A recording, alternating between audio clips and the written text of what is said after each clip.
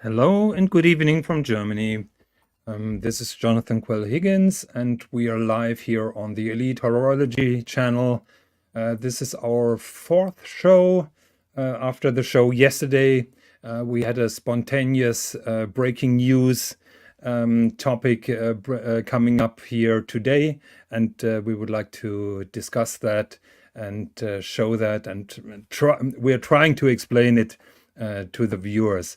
But first of all, I would like to pull up the main page from Elite Horology up because there is something going on here. So this is the YouTube page of our channel, and you can see as for now we have 663 subscribers. That is absolutely mind-blowing. I think the Swiss and John show had 340. I think 2 days ago we were around 250. I don't know where those new subscribers came from. It certainly can't be the content. I asked Patel Philippe if he purchased subscribers. He said no.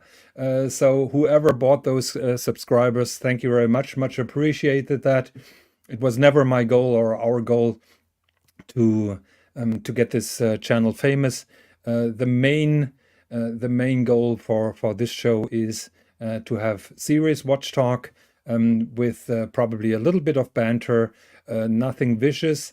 And one of my main goals and OC's goals is to provide something for both of the aisles. So to have something that is not partisan. So everybody, no matter which camp you're residing, as long as you're civil, you're welcome. And yeah, let's have a discussion about watches. Good evening, Higgy Baba. How you doing? Yeah, thank you very much, Tan Baba. I'm doing good. How are you? Well, I just stated in the comments you were late yet again, Higgy Baba. Yeah, yeah. So the gangster already says more Higgins. I'll give it a miss. Oh shit. There you go. Sorry. No, Okay. I was. People were complaining. They're like, "We need the live watch talk. Where's the live? We don't want reruns. We want live." All right, we are live. Yeah, I would like to welcome the viewers from the Horology Dungeon. I think they have been forwarded over, or they're joining us. I don't have the YouTube window open at the moment. Dodger says the link didn't work, but Dodger is smart and can navigate his way. Yeah, I mean, I saw that the link went through, but I don't know if it was having issues on his side. Hmm. But yeah, no, I Usually, figured. Yeah, go ahead. isn't usually there a message that the viewers from the Horology Dungeon are coming over, or we welcome the viewers, or something Yeah, like it, that? it, it says that on the it says that on YouTube, so it did Yeah, transfer over. Maybe Dodger was just having problems. We got a stuff few like more that. people in the chat for you to say hello to there, Mr. Higgins. Yeah, yeah. It seems that some people enjoy the show. Dodger says woohoo link didn't work, and Zappy with a brand new wrench. I didn't address that yesterday. Zappy, one of the main leads, was demanding a wrench, and of course I couldn't resist because we are sucking up to the big donors and the main leads here. Yeah, we So love Zappy Zeppy. has a wrench. Zeppy's a great guy. We love Zeppy. He's been around forever. Big fan of Totally. all the channels. Thank you, Zeppy, for supporting the show. Yeah. So JD, we have JD here in the comments. JD, I have a question because I think that picture is similar. Are you also a James Bond fan? I would like to know that. Probably I know you from the James Bond community. So Frank V says 10K for a solid gold Breguet Classique hidden gem. I would say yes and no. Try to find the Breguet 3130, which sells around 12,000, which in my opinion is a much better buy because that is a beautiful moon phase with the date and the power reserve that can be had around 12,000 to 15, and I highly recommend having a look at that. Tanzil, can you please pull the 3130 Breguet up? Yeah, and by the way, we got Nick who's just joined us as well. Hey Nick, good evening. Hey Higgins, and what's up, Tan? How are you guys? What's going on, man? How you doing? Not much. Chilling.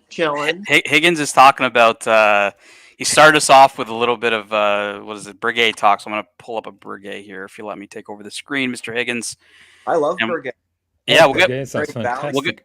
Well, Higgins gave this. So one of the Yes. questions in the chat was around like, for $10,000, you can see is a Classique a good choice, and this is the one that Jonathan you recommended, the 3130. So why don't you walk Frank V through it?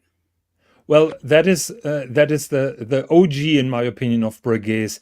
There exists a pocket watch with exactly the same layout. We all know, or some people know, that Breguet was dead when Chaumet bought the company, and Chaumet hired a guy called Daniel Roth, who was also working then later for Bulgaria. No, for Bulgaria, as far as I know.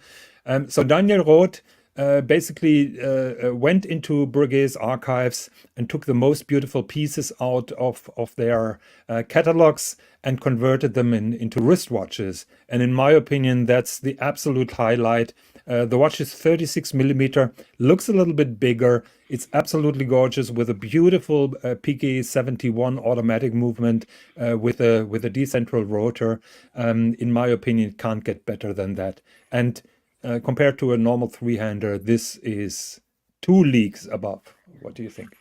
Well, we got Nick's take. Nick likes Breguet's, and for $12K, I mean, you can't go wrong. It looks like a banger to me. There's a lot of value in that for sure. I mean, I think the one thing you did mention, it's 36. You got to be mindful of some of the sizes on these Breguet's. They can pack a punch, but they're, a lot of them are like 33, 34, 35, Yes. 36. I like it. I have a smaller wrist though, but I think you're getting a lot in there. Obviously, I would preface this by saying this would not be the Breguet I would be going for, but if I had 12 grand, I would definitely be looking at a Classique. I think that, but probably just tad small, but it's all preference, and you can't go wrong with it. You're getting a lot there, and it is beautiful. Yeah, He had a Breguet's follow- are really offering a lot of bang for the bucks. Can't deny that. He has another follow-up on this one, 5967 Classique as well. I'll pull up the 5967 That is for you a guys. gold. Yeah, I don't know if this is the exact one. Let me just pull that one back up because I don't know if this screen is pulling up here for you guys. There's a three-hander with like this cube type background that's pretty impressive. 5967. All right, let me look this up. I don't know. I'm thinking that looks kind of similar to it, but I don't know these numbers. Yep. So here we go, 5967. Yeah, I'll pull this totally up. this guy. This is the one that when I thought of Classique, this is the one that came to mind for me as well. These are beautiful, I think. Is that And 38 or? I think it's like 38.5 or maybe like it's a smidge bigger. It's probably in that 38 to 40 range for what it's worth, and I believe it has an exhibition case back. Yeah, I'll try to pull up the Blog to Watch website because they have a video, but I That don't know. dial is really impressive, and it kind of changes. Yeah, it doesn't have a case back on it. Still a cool watch though. I actually like this watch a lot. Yeah, it's nice. It's too simple for Higgins. This is the Elite Horology channel, No. and Higgins is an elitist and finds it too elite. I can appreciate that, but you know that I'm a stubborn fyke.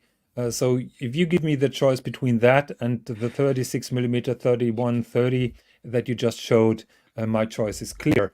And I have a personal history with that watch because I wanted it 30 years ago, couldn't afford it, was only able to afford a Rolex GMT Master, always dreamed about it, and never really made it.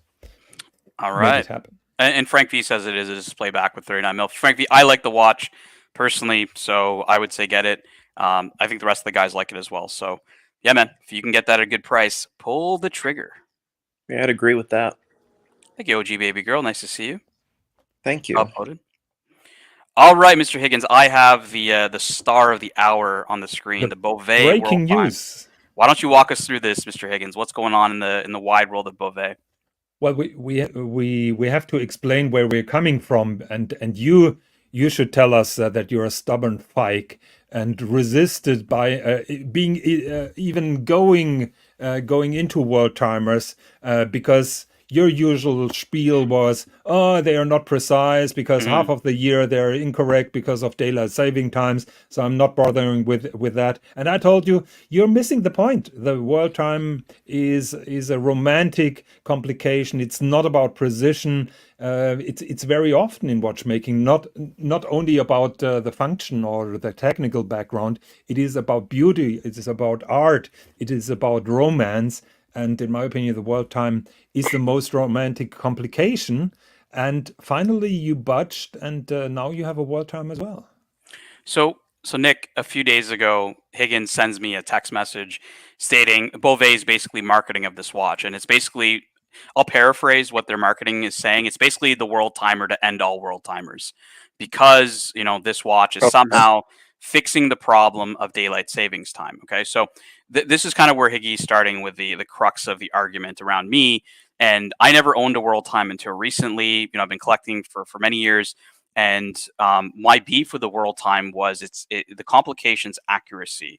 It's not a functional complication. It's wrong, for many months of the year. And in reality, over time, a world time will become inaccurate because time zones change. For those that have seen the old Paddock world time from the previous generation, it had Brisbane on the dial. Well, Brisbane changed time zones with Sydney.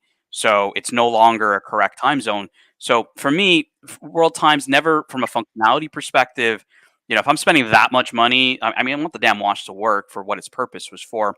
Um, I guess after buying one, Higgins was like, and he's right. That was the pitch he gave me, and I just went Big boy.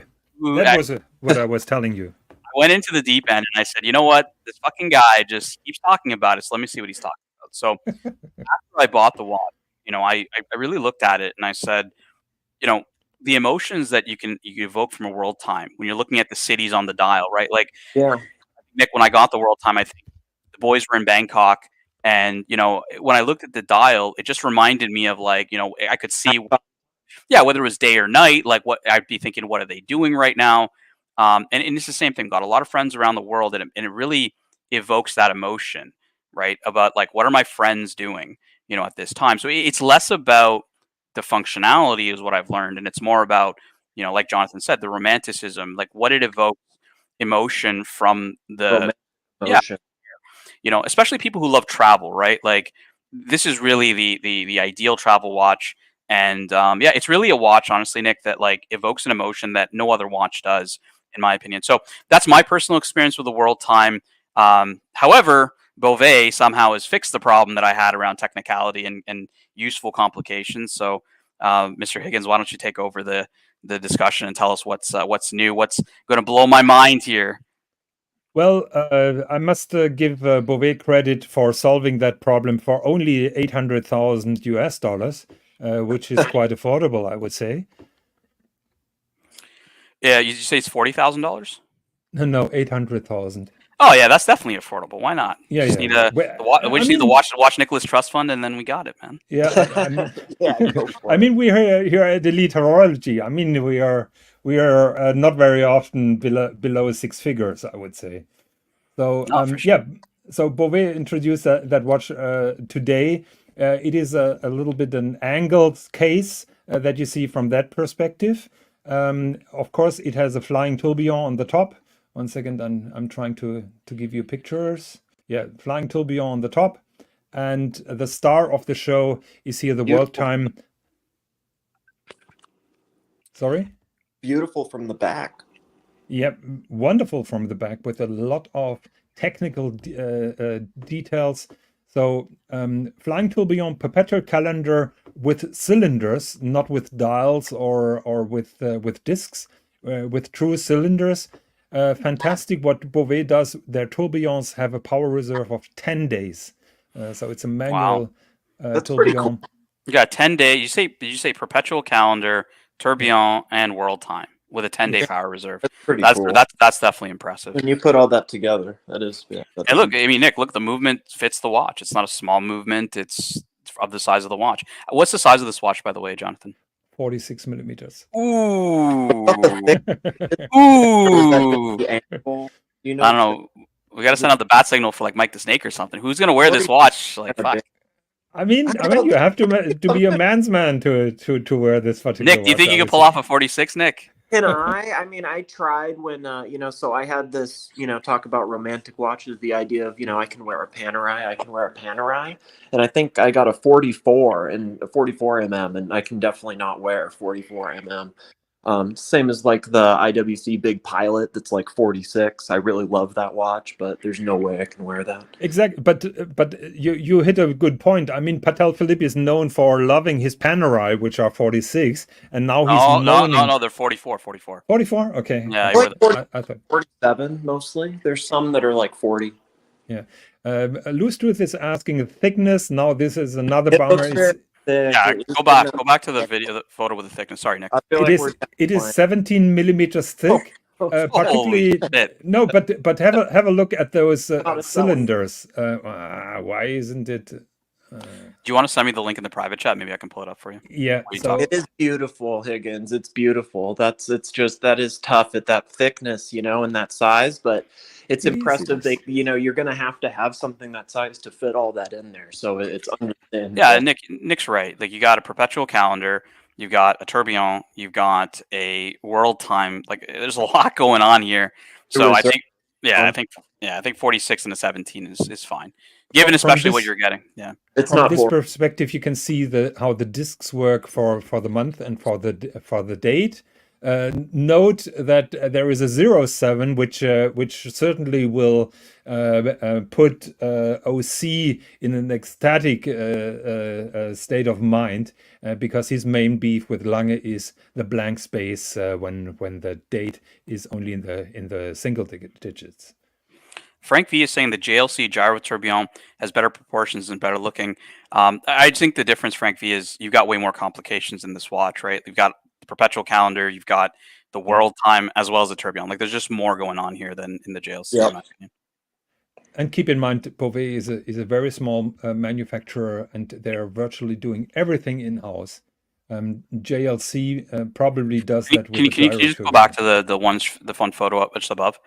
I just wanted to ask about the strap here, like the thickness of the strap. Do you think they should have gone with a thicker spacing between the lugs, or wider spacing between the lugs, or do you think the strap? It looks a bit small. I don't know. Yeah. From that perspective, yes. Let's have a look on the wrist.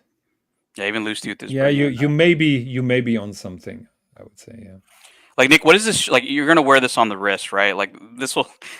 I mean, this will look like a fucking snow globe on the wrist, right? Like, functionality wise, do you think, like, I know it's not made for functionality, but wearability, like, it's gonna be a tough one to wear, I think. Yeah, but that's tough. But then Audrey is wearing those bloody thick watches, and I'm looking forward for what she's wearing in Geneva. And look, we're looking at this as a traditional consumer watch, right? Like, comparing it to like a fucking sub in 40 mil. Like, that's not the point of what we're looking at. I would say the point of what we're looking at is really the technology that goes into a watch. Even if it's 46 mil, I mean, there's a ton of complication into this watch. I even want to look at the sitting ring once we have a deep dive into the technical piece. Because honestly, Jonathan, I didn't read the article, so I don't know too much. Well, I just got preparing here. Nick, I literally went. I crushed like fucking some McNuggets, and then like I'm online, after running the dungeon for a bit. So fuck you guys. Okay. But yeah, like, if you can walk me through it, that'd be great. Fuck you guys. Okay. Yeah, so walk me through it, man. Walk me through it. That is the boss attitude that I'm really enjoying. Yeah. Meanwhile, Higgins is sitting there in the ivory tower.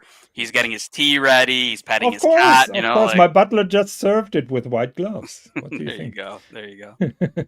That strap, in fairness, it looks I don't know, like, what the size is. I would actually agree with Baby Girl 100% on that. Way too narrow. Yep. I don't know. It looks like it's like a 17 or 18 mm. Like, maybe it would, if it was 22 or 23 width, it might help a little bit. I have no idea. It does definitely look narrow, and then it looks a little funky. I respect everything that's in it. I think it's really cool, and I can let the 46 mm and 17 mm thickness go.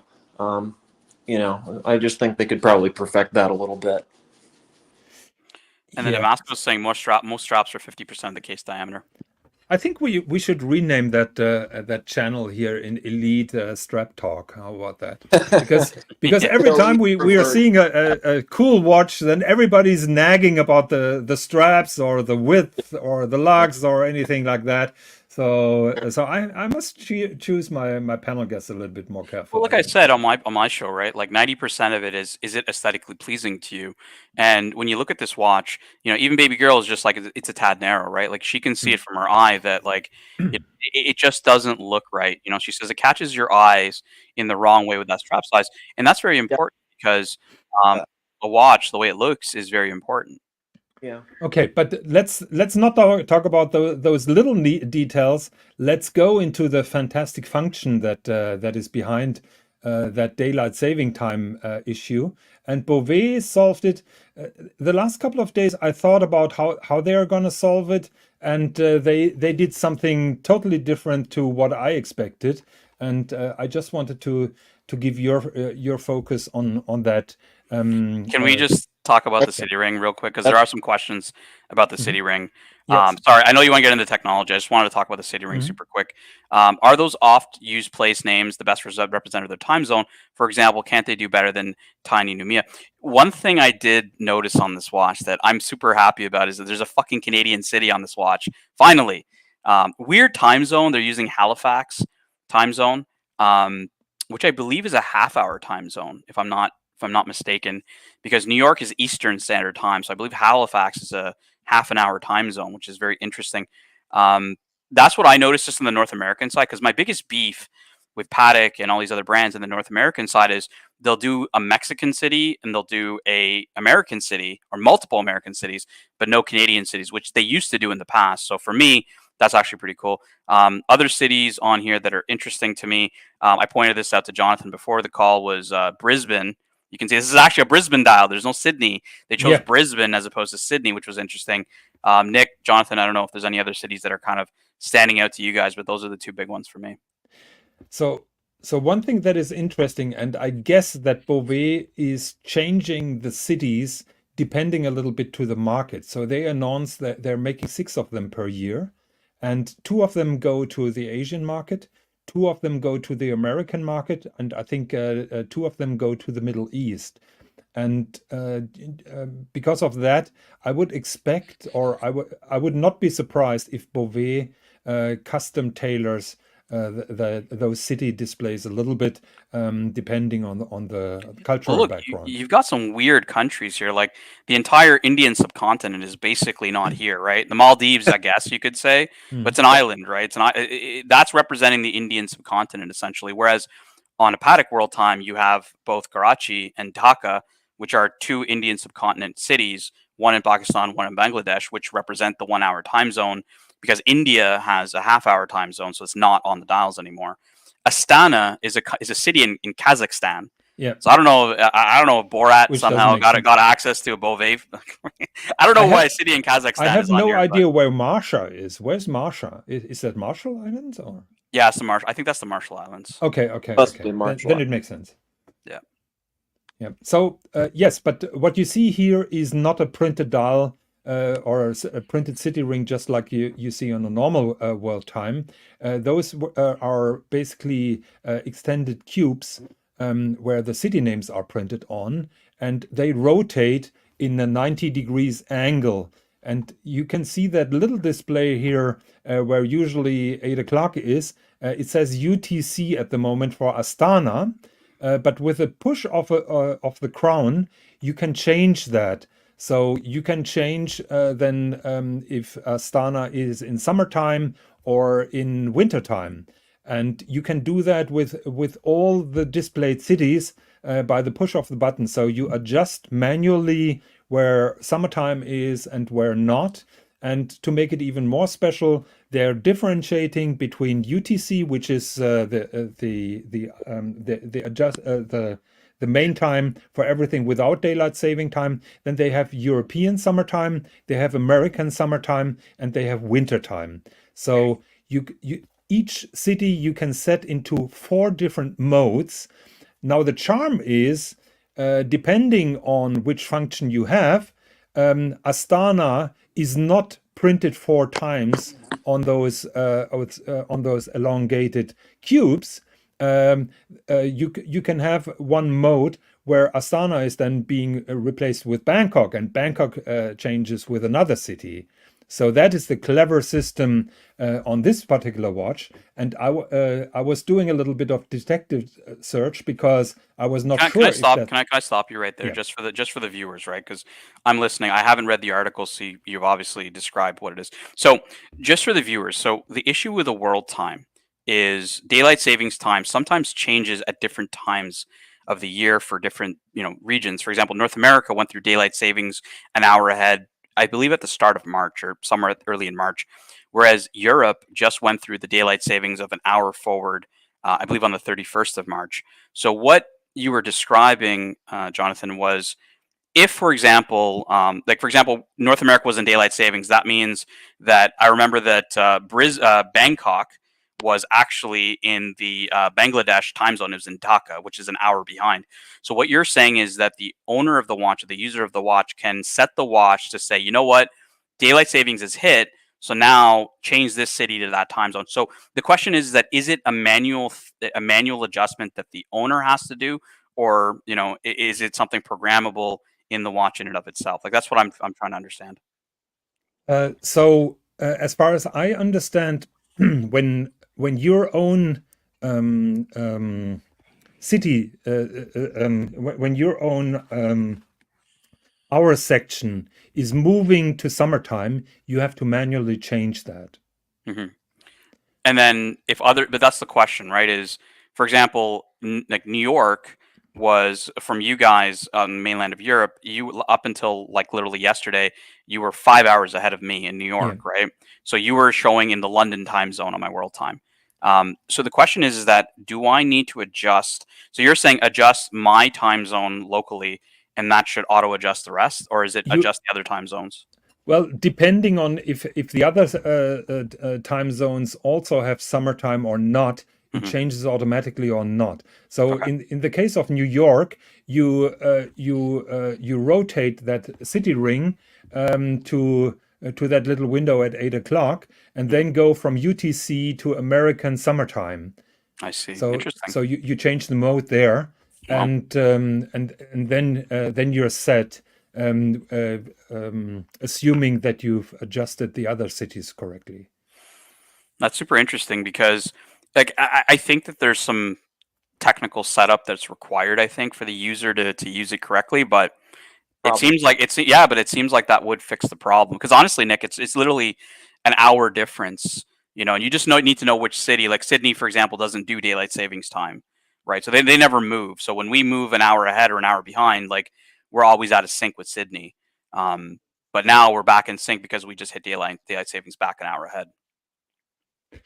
I found a YouTube video that shows a little bit how this is working, and I would like to play that in a very small speed, in a very slow speed, so that people can see the change within those cubes, and maybe it gets a little bit better understandable. So let me try to do that. So that is the video. I'm saving you the introduction. I'm going right to the part of the daylight saving flip. 1 second. Where's the speed? Speed slowly. Okay. Now we go, and now hopefully we will see it.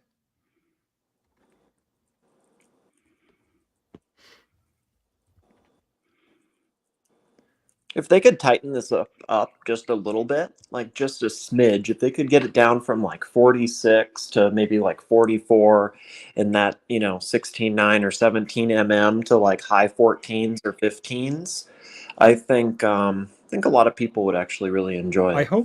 I hope that they will do that function without the tourbillon, which will probably then save some space. OG Baby Girl, I don't think Jonathan had a plan to monetize. Like, I don't know what his plan is. Yeah. He's on a rapid ascension on subscribers. Like, I think you said the Swiss and John show only had 300, and I think after a few shows, you guys are at like close to 700 subs now. So you're getting close to 1,000. Yep. Yeah, so at the moment we are not having plans for any monetizations. I never was looking for YouTube fame. Now that the subscriber numbers are going through the roof, um, we probably have to change the concept. But at the moment, I'm super happy with the number of subscribers. Please, if you like this kind of watch talk over the camps, and OC just made a comment. Thank you very much, everyone, for supporting the collaboration venture with Jonathan Quill Higgins. The collaboration venture, the main idea is to reach out to both camps and to give a platform for a watch talk, no drama, no insults, and for everyone, no matter which camp you're belonging to. Yeah, I think Jonathan's trying to do like hour shows every couple of days, as opposed to like a one show a week. We wanted to do like maybe a couple of shows where it's full on 1 hour, watch talk, different topics. But yeah, look, it's for everybody, right? Doesn't matter what camp you come from. If you like watches, we're just here to have a good time and talk watches. No drama, no beef. So that's it. But please like, subscribe, and tell your FICAT friends. So I would like to draw the attention at the moment to London, which is right at the top, because what you see is when the mode for Astana is being shifted, London is not there anymore. Unfortunately, the angle is not very good, but you will see that suddenly London changes, I think, to Azores. Come on, baby, you can do it. Man, Oh, you need to no, get those. no, You need to it's get that Archie loading. luxury. You need to get that Archie luxury internet, man. Like all content creators have shitty internet these days. Well, my internet should be all right, but I don't know what's going on here. Oh my God. We have elite horology talk. No elite Yeah. no elite internet connections, unfortunately. I don't know. I think Nikki could do a better connection when he's walking his dog. My connection's so bad. I can't So believe Nick, it. what's going on with you, man? The chat hasn't Why heard is from that you. buffering? While he's buffering, what's going on with you, Nick? What's new with you? What's new? What's new? Not much. Not too much. I got You got a new watch, I believe. From when you picked. Oh, it was a few weeks ago. You got it, but your Explorer. Oh, that was a while ago, kinda. But I mean, that was more like in the fall. But for sure, I mean, I still enjoy it. I haven't, I finally started wearing it like pretty recently. Definitely enjoy it, man. Like I've been enjoying it more for the first time. Like say over the last like month, actually wearing the Explorer, which is nice. For Yeah, sure. we missed the 20-minute dog walks before you start your narrative. I can't believe it. Tan, I'm sending you the link. Yeah, send me the link. I guess that there is something wrong with YouTube, because that is from a little magazine called Uhrenkosmos, and I don't know why it's now so slow. I'm sending you the Yeah, just put it link. in the private chat. I'll pull it up. Okay, as you wish, in the private chat. We got a lot of good folks in the chat. We got my good friend Logan Hall in the chat. We got obviously OG Baby Girl. We got the Dodge. We got half a smash in the chat. We got Patek Chris, good friend from New Zealand. Big Patek collector in the chat. Nice to see you guys. Lots of good people. Yeah, I remember all these people. These are all good people, I think, if I recall. I believe so. Maybe Tan, you can pull that up. Yeah, I'm just gonna share. I'm gonna share it with no sound. Just give me a second here. There we go. No sound. So you can talk over it, so there's no copyright issues. Yeah. So at the second 40, the fun starts, and maybe you can slow it down, because you can see the change of the mode in Astana, and if the viewers have a look at what happens in with London, then that's the interesting part. I slowed it down to 0.25, so Mhm. hopefully it doesn't go too slow, but we'll see. Yeah, this might be a bit slow. I'm gonna go 0.5. There we go.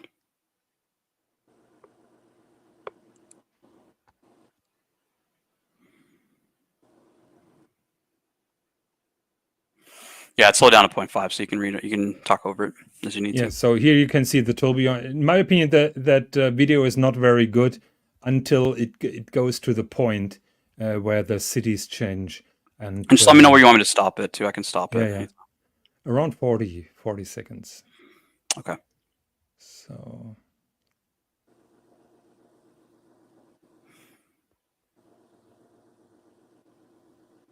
When I first saw this, it didn't invoke Beauvais for me, to be completely honest. I thought of like HYT, or honestly like some of those ugly like Jacob and company, like here, whatever they are, just maybe because of the angle with the thickness. But okay. the more I see it, it's nice. It's just that strap. The strap is kind of, you know. So right But you here see, on I'll just rewind it here. So Mhm. I'll highlight what I'm talking, what your Higgins is talking about right here.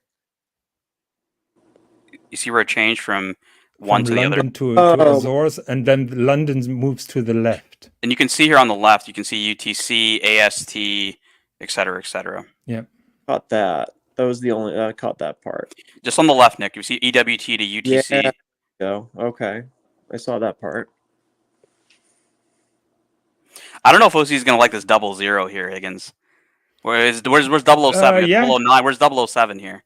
Yeah. Well, that's a problem when you make it so transparent and visible. All right, that's the Beauvais, ladies and Yep. gents.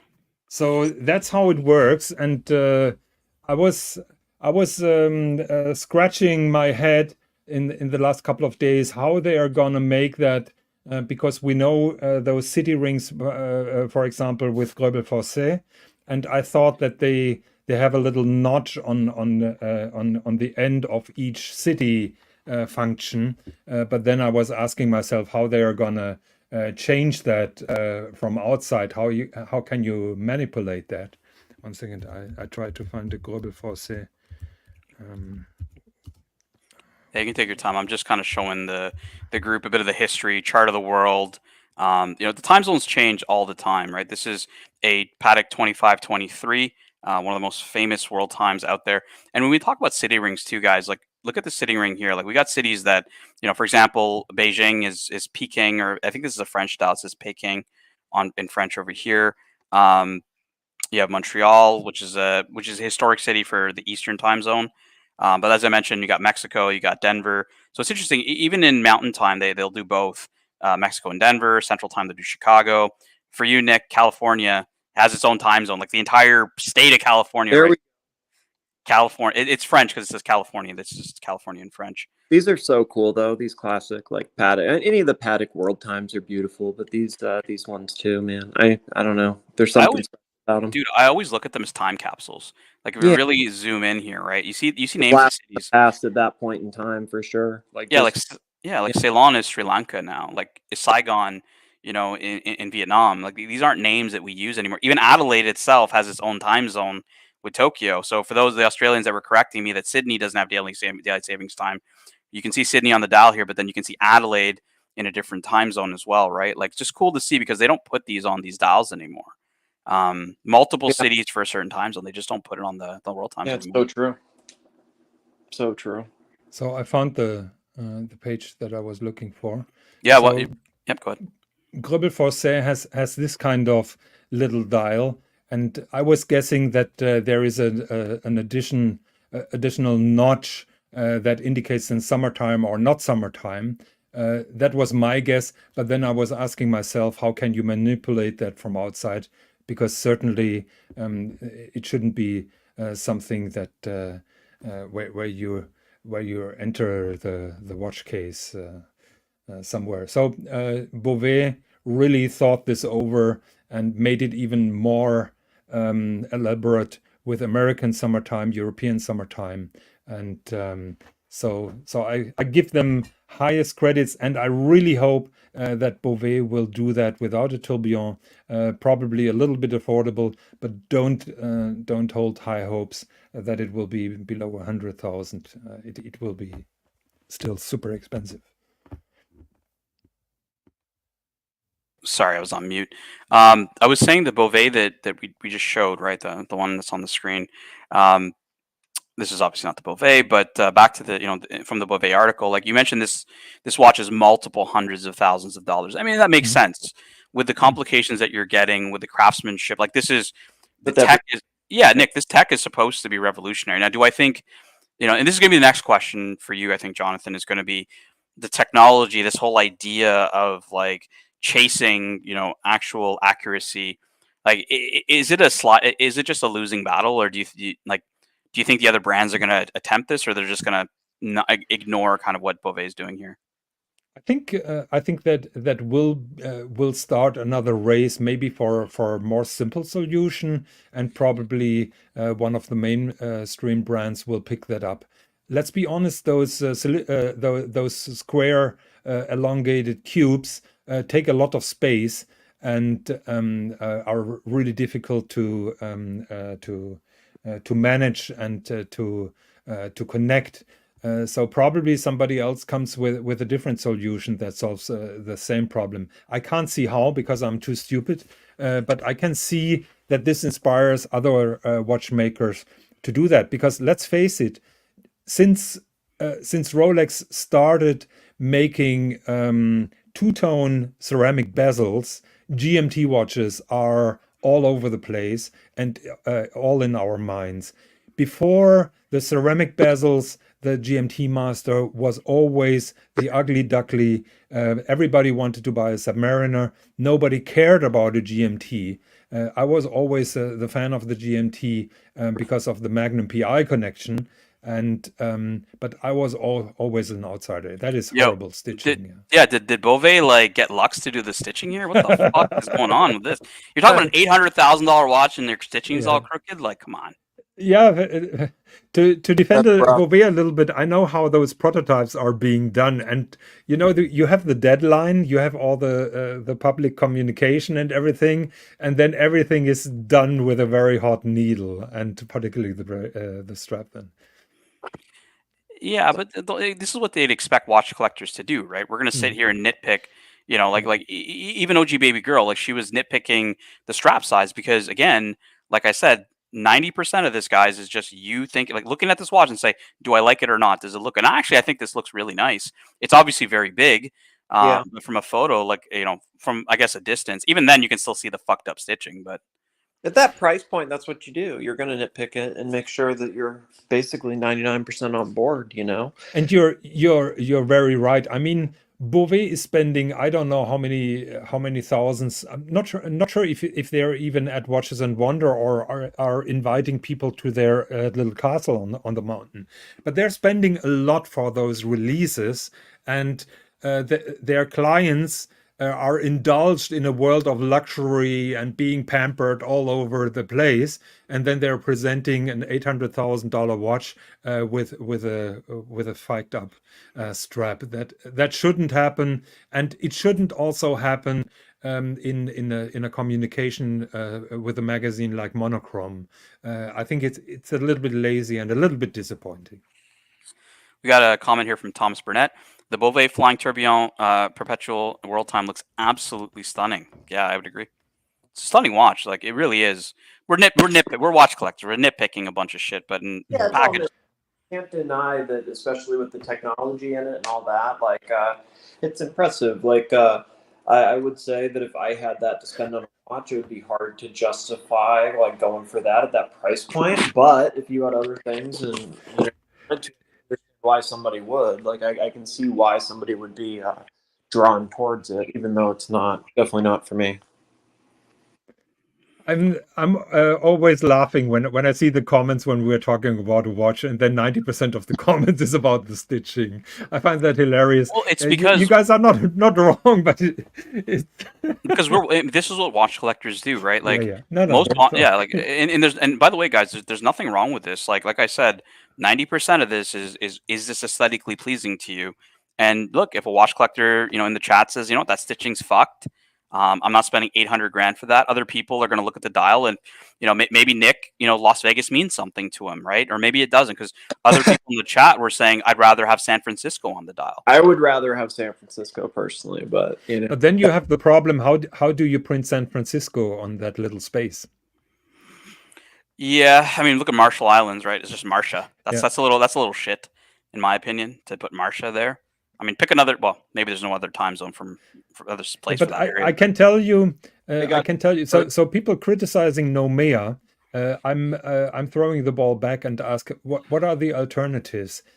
I can tell you, I was doing a lot of research when I could custom made my city ring on my world time watch, and I've been spending hours to find alternatives on cities that speak to me, and then I had to check if they're in daylight saving time at the moment or not, because you don't want to fike up and have everything on GMT, and then when you Google what is the current time in Samoa, it shows you daylight saving time, and you're doing a mistake.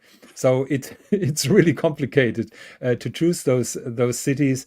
And for example, Nomea, there are not many alternatives.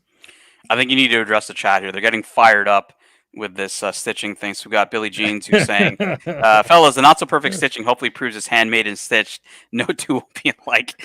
Zeppy says, Higgy, a wash that expensive? Are you kidding me? I agree with Zeppy there. I don't. You got Higgins. Please read this one out for us, Higgins. This is a great comment. Loose Tooth is so funny. This is a great comment from Loose Tooth. I get what they're trying to do with the strap, but it's the equivalent of buffet food. I can't disagree with you because it looks fake up. And if I would be the boss, I'd rather present a watch without a strap than with such a strap. This is a great point by OG Baby Girl.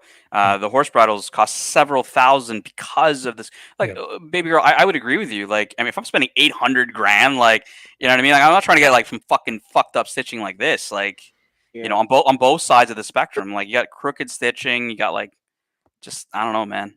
Got to be perfect.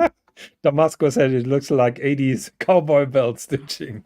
But hey, this is what we want, right? Like, we appreciate collectors pointing this stuff out, because honestly, like, this is stuff most people sometimes will miss. They're so enamored by, you know, certain things that they're missing out on. Like, hey, I don't like this. I don't like the strap. I don't like the lugs. I don't like the crown, right? Like, I don't like the I honestly don't like these hands personally. I think they could have used a different type of hand style. I'm not a favorite of mine, right? But that's just nitpicking. Does it look, because again, who is going to spend $800,000 on a watch that doesn't look good to them? Yeah. Actually, you will be surprised or astounded how many wealthy collectors are around. I can tell you when I was traveling Basel World, and there were some super expensive new releases, be it Patek Philippe, be it Breguet or something like that. When you arrived the third day or the fourth day, you were out of luck because those watches were already sold and on the way to their new owners. So those high-end watchmakers very often had problems to show those halo pieces because there are rich people out there who are buying directly from Beauvais and who are taking those watches. One thing that I remember, one year we were probably at day 3 or 4, and we were at the Chopard booth, and it looked like the Chopard booth was robbed. And I asked Mrs. Scheufele what happened. And she said, we just had people from Kuwait, and they were buying everything, packing it up and taking it with us. And we barely have any jewelry and watches left. That's the way to do it, baby. We got a great comment here. Zeppy, honestly, I don't even think this even applies to me, because I'm more about driving the car than I am about like everything. But I know if the stitching on his Cayman was fucked, Higgins would send that warranty request. He'd take it, he'd drive it down to like, you know, to Stuttgart and like be like, you need to fix my stitching. Of course. And I'm guilty. I didn't have the problem with the Porsche, but I complained the leather on my Mini and annoyed the heck of them because it was throwing waves where there were no waves appropriate. And I went until upper management, and they were so afraid.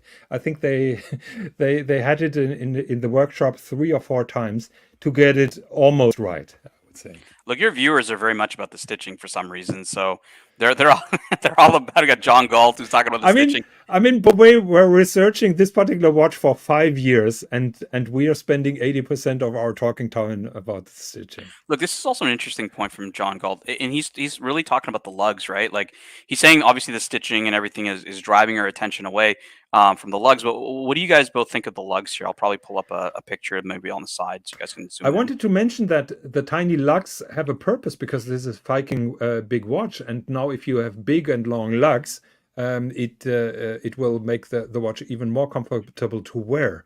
So I think it's a good idea to have those small lugs, and they're aggressively angled.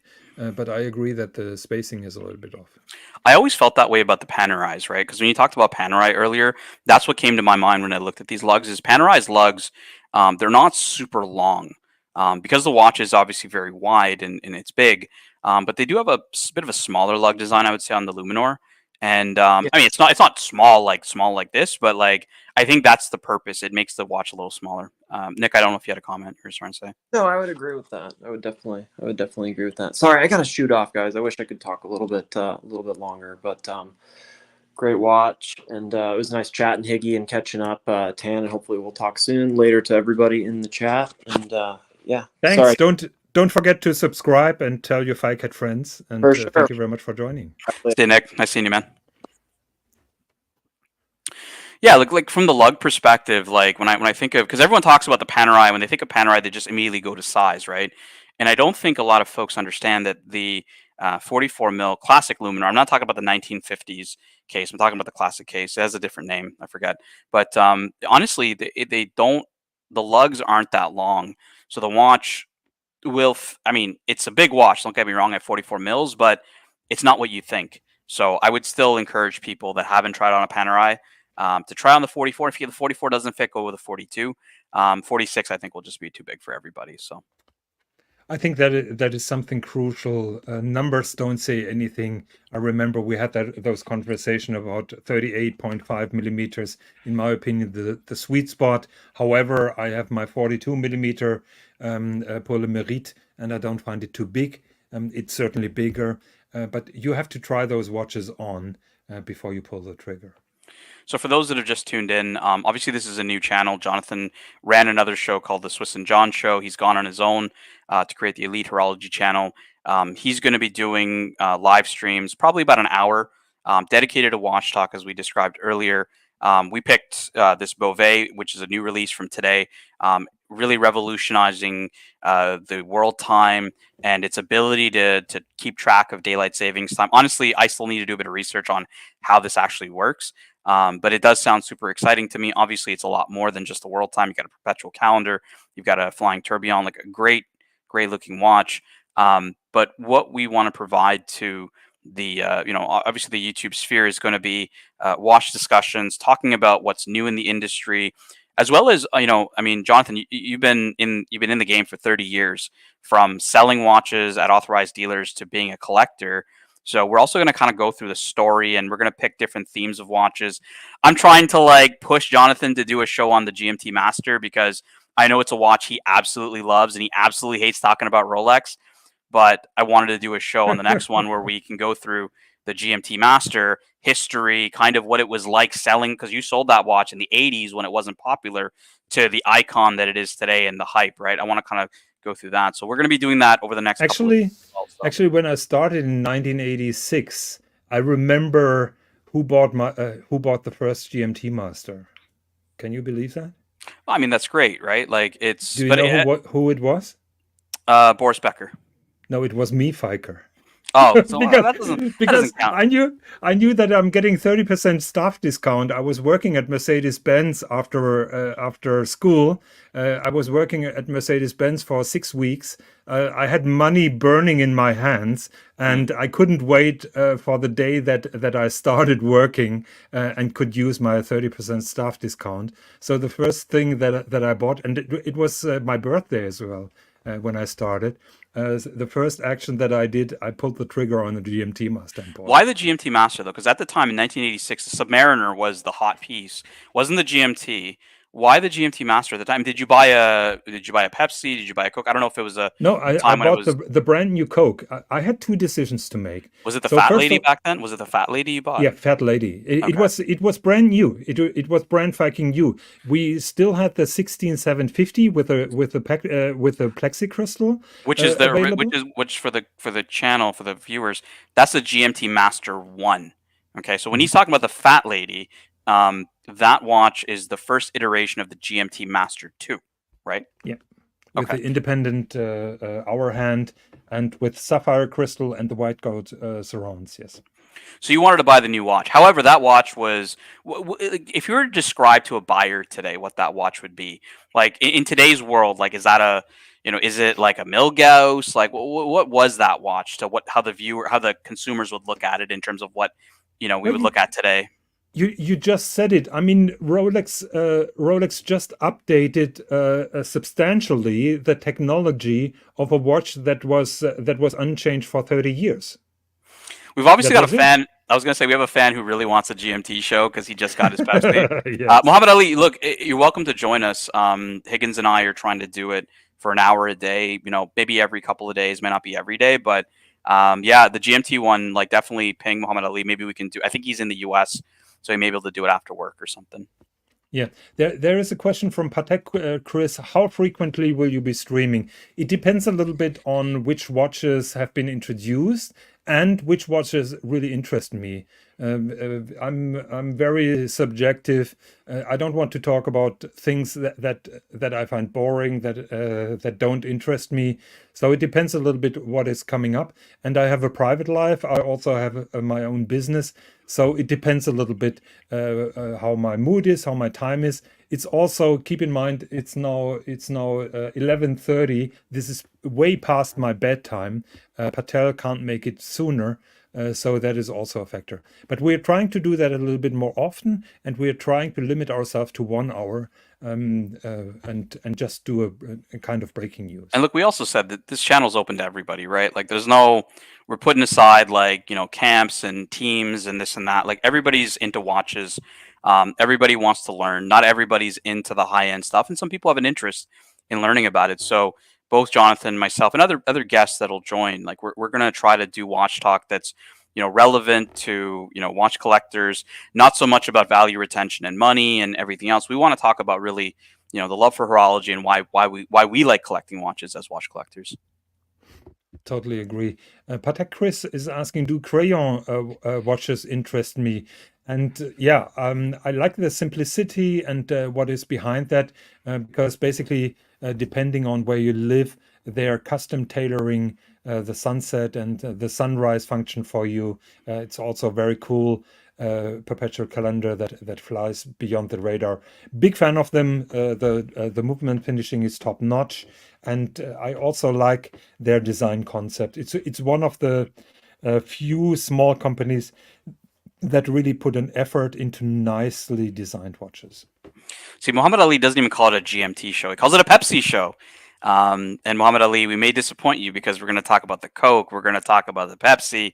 I'm even going to talk about the Concorde GMT Master, which was in a Concorde ad, and really cool piece, solid gold. So stuff that people haven't seen before. A lot of the times it's people don't know about these watches exist. And obviously Higgins and I, we've had experience between him being around at that time as well as myself being a former vintage Rolex collector. That we can definitely give you guys a lot of insight. Yeah, and if we don't have enough to talk, we try to address a little bit more and more intensive into the chat. I'm guilty of that, not pulling up every comment because I'm so focused and I'm so bad at multitasking. So please apologize when we're not pulling up each single question. We're trying to pull up the highlights and reply to them when there is time. I hate to interrupt my guests for comments and questions. So it depends a little bit on the flow of the conversation, I would say. This is a good comment from Zeppi. Like, the channel's almost at 700 subs. So, it seems like, Higgins is getting a lot of traction with his channel. So, building our viewing hours, this might be a good idea for you, Jonathan, as you go out and you want to do a gonzo or whatever, you could do that on the stream and it can build some hours of viewing time. It seems like people like it. Yeah, very, very good idea. And I'm open to that. Summer has not arrived yet, but I will take you on the Autobahn for a ride, and maybe we're gonna visit some cool places. How did you like the pictures of the cake over the weekend from that little cafe that we? Yeah, the pictures were great. I don't know if you wanted to show the group if you want to give them some visuals, but yeah, Jonathan was out touring with his wife, and I was like, send me some photos of the car and They went to a nice cafe and whatnot. So really, really cool. While Jonathan looks that up, I'll answer some of the questions in the chat. Thomas Burnett, the Concord GMT is my favorite. The stick hands look so much better. Yeah, man, I agree. It's an unusual watch that a lot of folks, they don't know that it exists. And I'll pull up a Concord here for you. This is actually from, interesting enough, from Wind Vintage. We saw Eric Wind on the Watch Reporters channel earlier today. So obviously it's from his site. It's been sold. Let me just share my, oh yeah, no, I'm sharing. Okay, so let me pull this up. Share this tab. So as Thomas Burnett's talking about, right, you can see there's no Mercedes hands on the Concord here as well. So really, really cool aspect. You got these, pretty interesting looking crown guards on the watch, and you've got a Jubilee bracelet, solid gold, like a really, really unusual, unique GMT master that a lot of collectors that are just kind of new in the game will never know about. This was actually from a Rolex ad that had a Concord in it, and that's where the name comes from, the GMT Concord for it. But really, really cool piece. What I really love are the hands, the hour and minute, and the brown bezel insert. When I was young, I thought it couldn't get any uglier. The older I get, the more I like those brown inserts. All right, Mr. Higgins, we've rounded up the full hour. Yeah, Do you want to you want to show us some photos before we wrap? Where's the cake picture? It's okay. Take your time. I got a lot of time with the chat here. We got a lot of, obviously Muhammad Ali is talking about, he's very interested to join us. Zeppi says that the Pepsi on the oysters is daily and he loves it. Amazing watch, man. Like, honestly, Zeppi and Muhammad Ali, I would say that, the one Rolex to end them all for everybody is that Pepsi. You really don't need anything more than that. All right, what are we looking at here, Mr. Higgins? Here you can see we've been to a beautiful cafe a little bit northern from Hamburg. Took the Porsche out for a drive. I had eggnog, eierlikör. It's advocaat. It's a Dutch thing with raspberry jam and cream. I'm a cream guy, and Mrs. Higgins had a hazelnut tart covered with a little thin layer of marzipan on top. See, I just think that you wanted to eat both of them and you didn't want to share with your wife. No. Mrs. Higgins is my witness. She had her own piece. She had her own. Okay. What are you drinking? It looks like you're drinking a Diet Coke there. What are you drinking?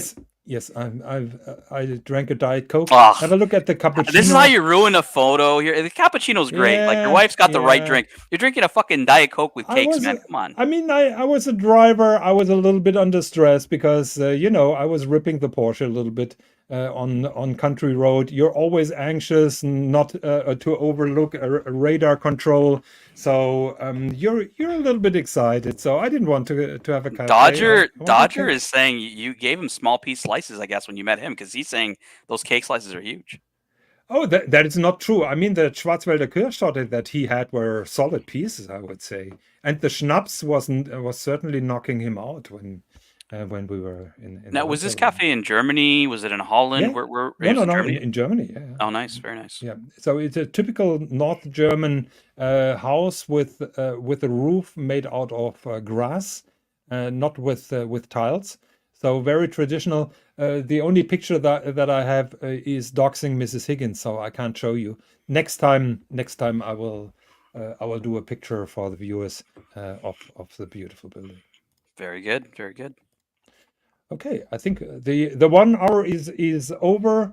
I'm off to bed unless somebody wants to join us in the after show, has some questions.